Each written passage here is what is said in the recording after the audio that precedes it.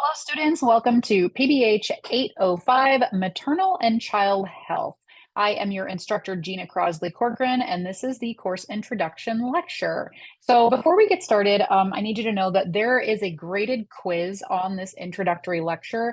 So you have to pay close attention, and I highly recommend having a pen and paper next to you because you will need to write down the answers to the questions as I give them to you. There are no actual answers inside the quiz itself, no text that you could just kind of guess at. You will need the letter that is associated with the answer. So make sure you're writing that down as I give it to you, and I will tell you exactly where that's happening. So this is me again, Gina Crosley-Corcoran. I am your instructor for this course. Let's get to know each other just a little bit. So I've been adjunct faculty with the university since January of 2016, pretty much full-time adjunct faculty. I'm teaching a full course load each semester. I teach the maternal and child health course, intro to social and behavioral health, community health assessments, and mass communications and health. I have always been fully remote in Chicago, Illinois. So that is the central time zone. That is 1 hour behind the Eastern time zone, which is where the university is. If you are not in the same time zone as the university, please make sure that you're taking note of which time zone you are in compared to where I'm at, because that will be important for our communications. In terms of my background, my education, I have a bachelor's degree in business management and organizational leadership from Loyola University, Chicago. I also have a master of public health in community health sciences with an additional year of a program focus in maternal and child health from the University of Illinois at Chicago. Please note, I'm an MPH. I am not a doctor, so you should not call me Dr. Crosley-Corcoran. In fact, if you do, I will know that you did not watch this lecture. I am not a doctor, not yet. I do have a full-time day job in public health with a big federal program. I had all three of my children while going to school and working full-time and graduating at the top of my class in both programs. And I say that only to illustrate that I do understand what it's like to be a very busy, very high-achieving working student. So I know a lot of you are working full-time and going to school on the side. I do completely understand the struggle. I'm very, very understanding and accommodating of that. I also had previous careers before public health working in media and advertising. I even worked as a birth doula for 5 years in a hospital. And then my side job that I currently hold is I've actually been a working musician for the past 3 decades since I was a teenager. Now that's probably hard to picture. And so I'm going to give you a picture of it. That's me on stage. And I do that on the side. I show you this only to illustrate that, we all have very complicated lives outside of, the jobs that we show to people on the daily basis. We all have a lot going on, and as do I. We're all very complicated, complex creatures, and I'm no different. So I really do understand what it's like to juggle all the things that you're juggling. Now let's get into, this is the part where you're going to need that pen and paper because there's going to be some questions on some of the logistics of this course. So in terms of scheduling office hours, you are going to look for the meet and greet or the meet with the instructor link on Blackboard. At the end of this presentation, I'm going to walk us through Blackboard and kind of show you where some of these things are. But look for that meet with the instructor link on Blackboard. I have office hours available every single day of the week, mostly excluding holidays and no weekends. And there's a couple hours each day you could choose from. You basically get a 15-minute slot. All you do is go on, you book it, and then you call me at the time that we chose. You can call me for office hours over anything. If you just want to check in, if you want to ask questions about an assignment, that's great. Just take advantage of that whenever you want to. In terms of email communication, I only respond to emails Monday through Friday, excluding holidays during normal business hours. I may respond outside of that, but I don't promise that. I have to, especially because I work from home, I have to keep some clear boundaries around when I'm available. Otherwise, with working at home and being on my email, if I were on it 24/7, 365, I would just never stop working. And so I have to protect family time. So I do not respond to any emails on weekends or on holidays. Again, that is my protected family time. And so I don't respond to those. So what that means is, all of our assignments are due on Sunday nights at midnight. That means since I don't respond to emails on weekends, if you wait until Saturday or Sunday to even look at the assignment and you figure out then that you don't know what you're doing, it's too late to get help for me at that point. Just like with an in-person professor, you wouldn't show up at their house on the weekends asking for help with something because you waited till the last minute. You really need to be looking at assignments in advance. And so again, I might respond on a weekend if I just happen to have some downtime, but you should not expect that. Again, I've got to establish boundaries around that. So here comes your first question. And so the first question is going to be, how do you schedule office hours? The answer to that question is A. So in your quiz, in that question, you're going to answer A. The next question is, when do I answer emails? The answer to that is C. Just so you know, again, the answer to that is C. Just so you know, these questions are randomized. So I wouldn't try to put numbers next to these. Just remember the answer to these questions. When do I answer emails? The answer to that is C. Moving on, in terms of about this class, the tips for acing this course, really following instructions is just the most obvious way to just get full credit and full points on things. Other than obviously mastering the material, really just following instructions is going to get you really far in this course. So active learning is essential. You've got to keep up with the work and the discussions in every single week of the course. And we do have 2 different discussion board posts that are due each week. So that means that you are logging into this course at least twice a week. You are in this course more than once a week. If you go weeks at a time without ever checking in, you are losing out on participation points on those discussion board points each week. If you only check in once a week, that's not enough to complete both of the posts that are due. You also need to be monitoring your email inbox consistently, like every single week. I have had students in the past that have said they've gone a whole semester and never checked their email. They get to the end of the semester, they find out they're failing, or that, I've been trying to reach out to them about, something with an assignment and they just never got it because they don't check email. And they say, well, I don't do email. Well, in this course, if you're taking an online course with the university, you've got to check your email. It's the only way that I have to communicate with you. And if you're not checking it, you're going to be missing some things that are probably very important to getting through this course. You're also going to want to get to know Blackboard, especially the course calendar, the course projects folder, which is where the details are for all of your assignments that are due. And then also, read that syllabus like your life depends on it. The discussion board posts, again, those are due on Thursdays and on Sundays. You have 2 of those due. And all the regular course projects, the regular course assignments, everything outside of the discussion board posts, those are really for participation. All the actual course projects, those are always due on Sunday nights. And so again, this is all detailed in the course calendar. And so question, when are the discussion board posts due? The answer to that question is B. And then when are all other assignments due? The answer to that is D, okay? Now, moving on, in terms of course expectations, deadlines are deadlines. Your due dates are not a suggestion. Those are when assignments are due. And if you do not turn assignments in when they are due, then you will be losing a lot of points in the course, ultimately, potentially failing the course.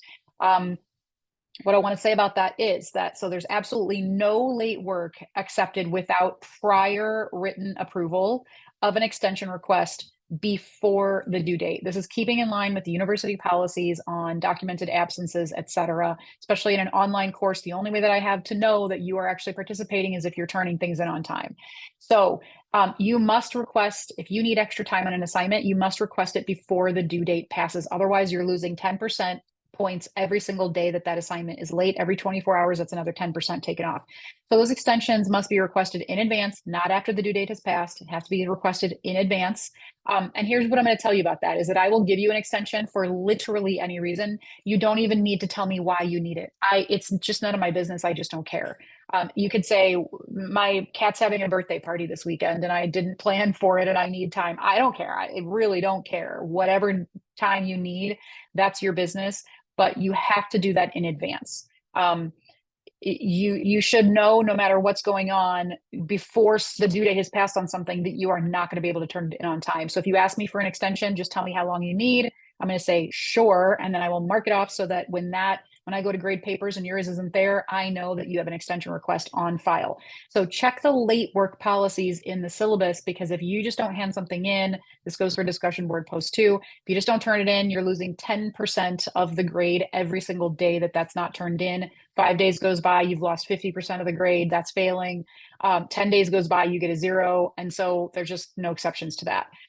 In terms of assignment submissions, all the assignment submissions are absolutely final. I do not do drafts and rewrites. We just don't have time in this course. There's a lot of material to get through. Your final submission is final. That is what is graded. So there's no rewrites offered on any assignment. If you don't like the grade you got, you should have, planned in advance and looked at the assignment and saw what it needed before you turned it in.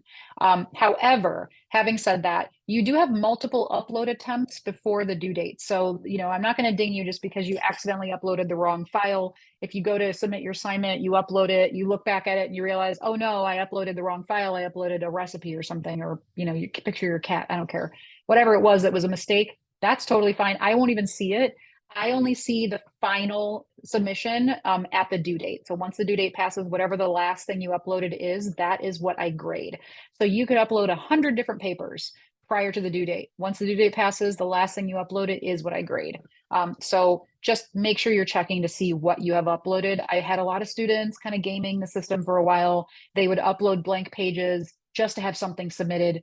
And then I would go back and grade it and the page would be blank. And then now surprise, oh, I didn't realize I uploaded the wrong file, and now they've just bought themselves time to do the assignment without, requesting an extension. We're not going to do that. So you're going to upload the right assignment at the due date, and that's what I grade. And that's the end of that.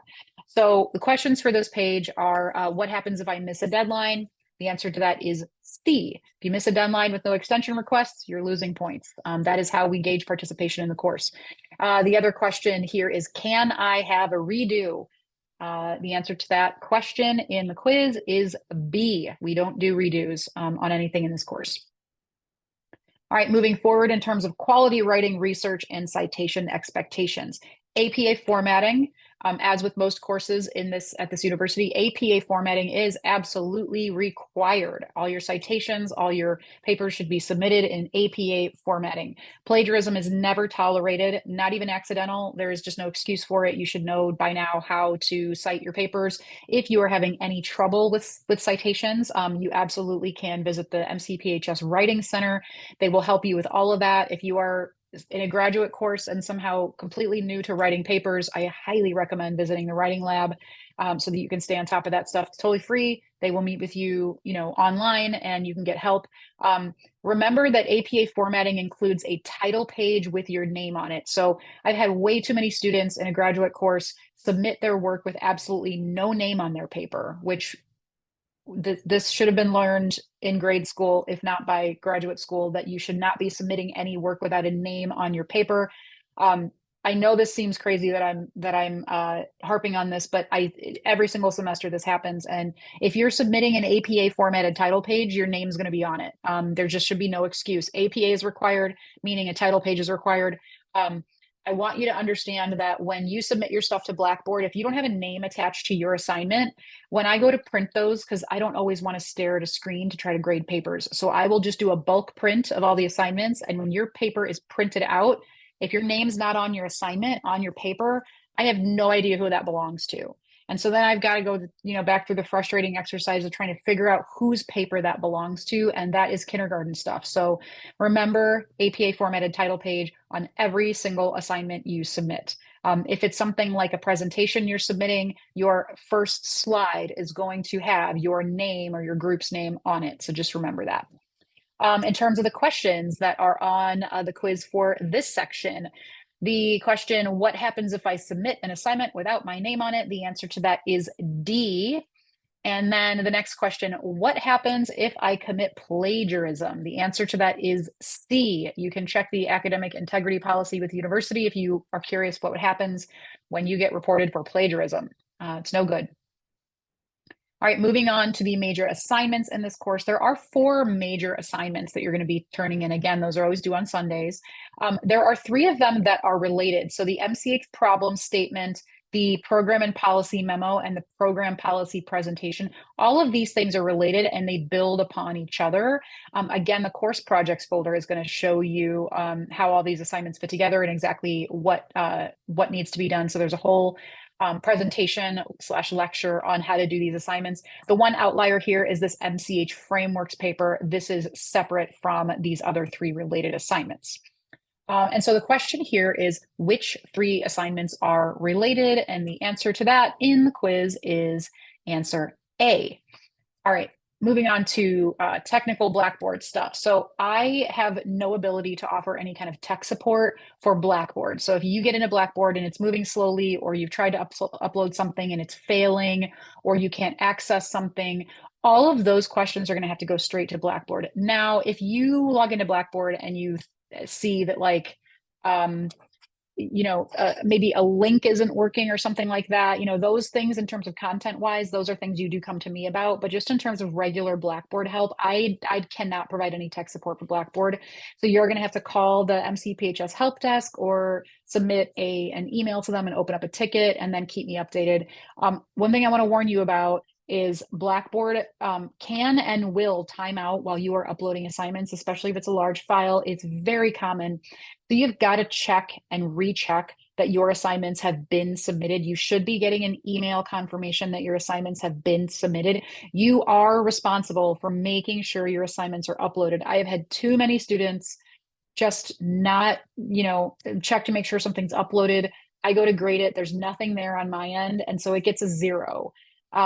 And then they'll say, no, I swear I uploaded it. The only way that I could prove that you uploaded it is if you get that assignment upload confirmation email. And if you've gotten that confirmation email and I still don't have it, then we can investigate with Blackboard. But if you just didn't, kind of wait around to check to make sure it's uploaded, I have no way of proving that you actually did submit it on time. Again, this is another thing I've had students kind of buy time on things by saying, oh, I swear I submitted it.